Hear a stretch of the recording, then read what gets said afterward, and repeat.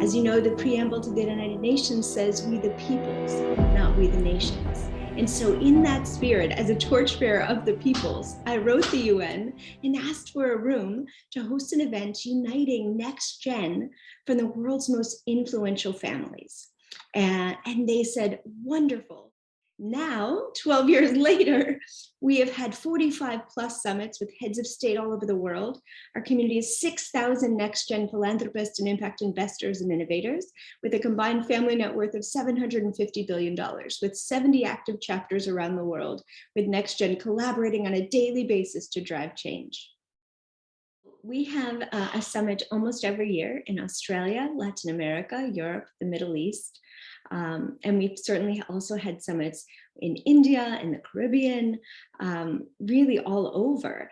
And so what I would say is that diversity is key for us. We really believe that the future will be about celebrating diversity and building bridges between peoples and countries, and that's where we're going to find the most promising solutions of a generation.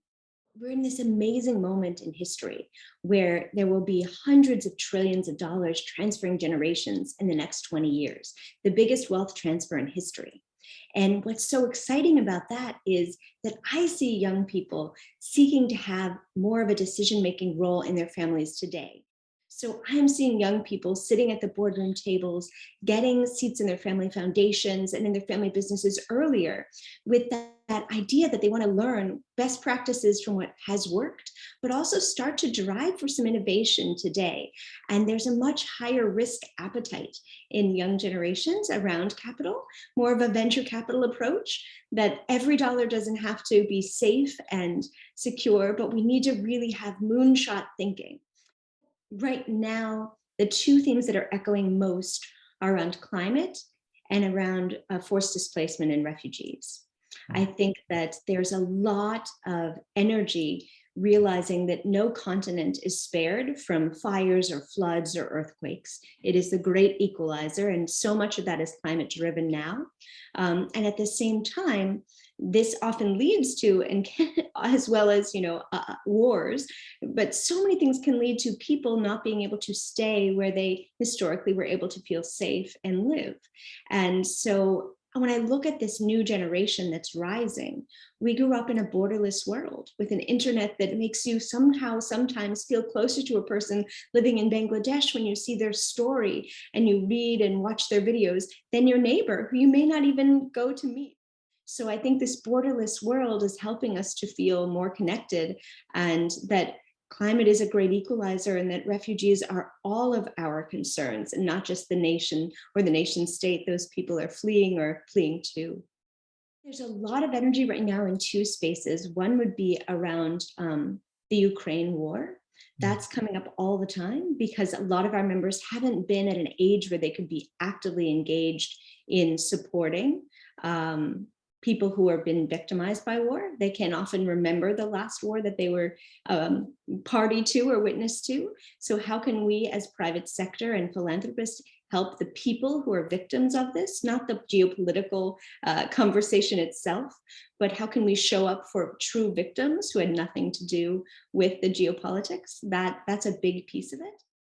And another big piece is looking at technology and looking at technology of everything from the future of going electric with cars and boats and other types of vehicles, but also technology in terms of our healthcare and looking at advancements where you can now take a test that will show you if you have 1,000 types of cancer, looking at technologies creating the future of food and lab-grown meat.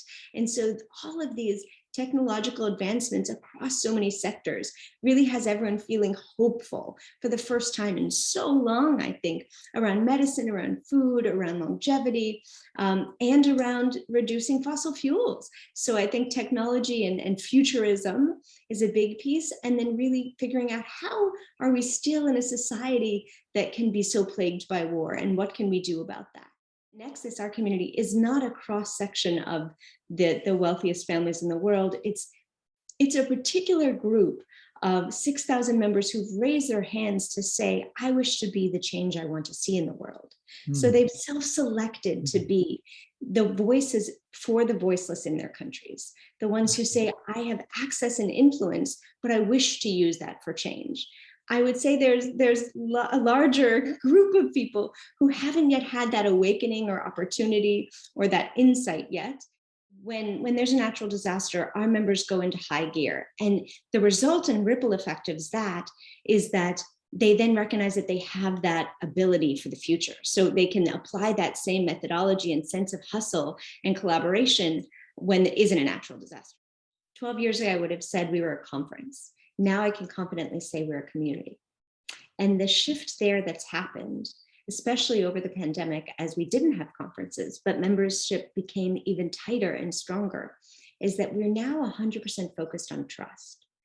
When we see conflict in the future, we hope Nexus members who will be seated in government will be able to speak to Nexus members who are leading industry and say, we need to call on the private sector to step up during this disaster, humanitarian crisis, or conflict.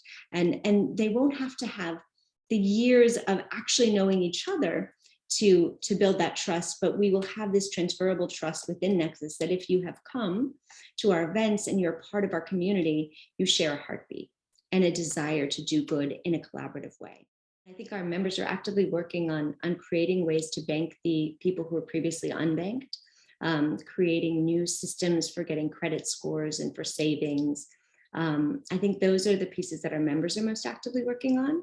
Beneath that, of course, is the concern around wanting to make sure that everyone has food and has shelter. And so I think that getting access to capital is a huge piece of this, and understanding how to make the most of the small amounts of capital that you have, whether it's 30 cents a day or $1 a day, and how to stretch that and save that.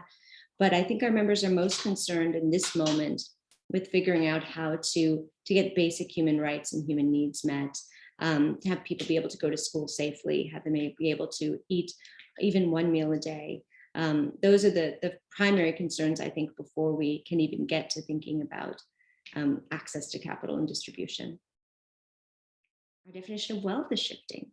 So when I look at what wealth means for our members, it's not just financial wealth, it's also social wealth.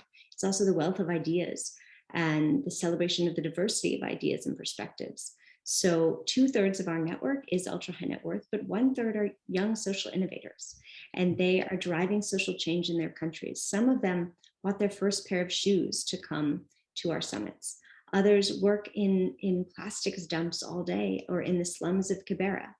There are so many bright, shining stars with lived experience who are contributing back to give a hand up to others in their communities. We recently spoke with a woman who's 30 in Kenya, who's creating 100,000 meals a day for 30 cents a meal. And we are trying right now in Nexus to bridge the communities of wealth of ideas with the communities of wealth and privilege so that everyone feels they're a piece of the puzzle.